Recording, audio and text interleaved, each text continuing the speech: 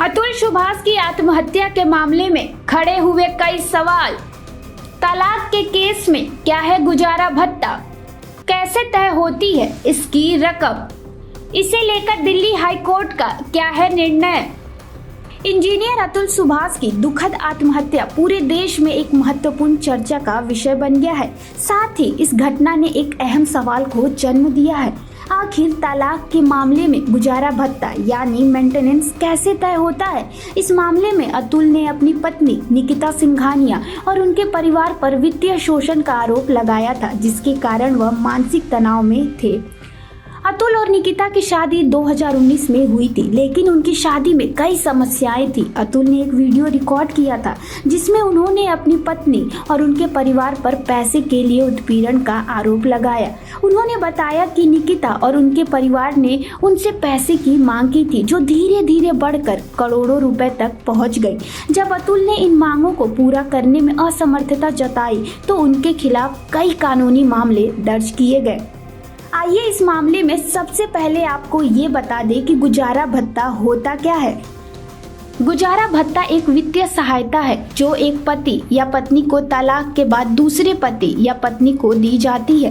यह आमतौर पर उस व्यक्ति को दी जाती है जो आर्थिक रूप से कमजोर होता है। गुजारा भत्ता का उद्देश्य यह सुनिश्चित करना है कि दोनों पक्षों के बीच वित्तीय असमानता को कम किया जा सके।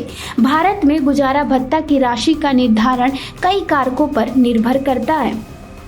चलिए जानते हैं इसे लेकर क्या है सुप्रीम कोर्ट के दिशा निर्देश। आपको बता दें कि सर्वोच्च न्यायालय ने गुजारा भत्ता की राशि तय करने के लिए 8 बिंदुओं को ध्यान में रखने का निर्देश दिया है। ये हैं 8 बिंदु। दोनों पक्षों की आर्थिक स्थिति का मूल्यांकन किया जाएगा। पत्नी और बच्चों की आवश्यकताओं को ध्यान में रखा जाएगा। दोनों पक्षों की शिक्षा और रोजगार की स्थिति का मूल्यांकन किया जाएगा। शादी की लंबाई भी एलिमनी के निर्धारण में महत्वपूर्ण होगी। शादी के दौरान दोनों पक्षों का जीवन स्तर क्या है इसे भी देखा जाएगा। दोनों पक्षों की उम्र और स्वास्थ्य स्थिति पर भी ध्यान रखा जाएगा। यह देखा जाएगा कि कौन अधिक आय अर्जित कर सकता है। तलाक के पीछे का कारण भी एलिमनी पर प्रभाव डाल सकता है। आइए आपको बता दें कि क्या गुजारा भत्ता का पैसा केवल पत्नी के लिए होता है या बच्चों के लिए भी होता है। गुजारा भत्ता का पैसा केवल पत्नी के लिए ही नहीं बल्कि यह बच्चों के लिए भी दिया जा सकता है।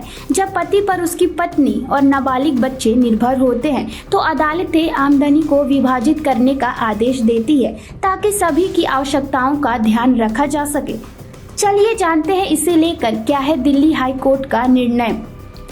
हाल ही में दिल्ली हाई कोर्ट ने एक मामले में निर्णय दिया कि यदि पति की आमदनी पर उसकी पत्नी और नाबालिग बच्चा निर्भर है तो उसकी कुल आमदनी को 4 हिस्सों में बांटा जाएगा। इसमें से 2 हिस्से पति को और बाकी 2 हिस्से पत्नी और नाबालिग बच्चे को दिए जाएंगे। उदाहरण के लिए यदि पति की मासिक आमदनी 13,296 रुपए है तो पति और बच्चों को कुल 6500 रुपए का गुजारा भत्ता दिया जाएगा, जिसमें 4,000 रुपए पत्नी और 2500 रुपए बच्चे को मिलेगा। आखिरकार बच्चों को कब दिया जाता है गुजारा भत्ता। बच्चों के लिए गुजारा भत्ता तब दिया जाता है जब वे नाबालिग होते हैं और उनकी देखभाल एवं शिक्षा के लिए वित्तीय सहायता की आवश्यकता होती है। अदालतें यह सुनिश्चित करती है कि बच्चों की आवश्यकताएं पूरी हों, जैसे कि शिक्षा, स्वास्थ्य, देखभाल आदि।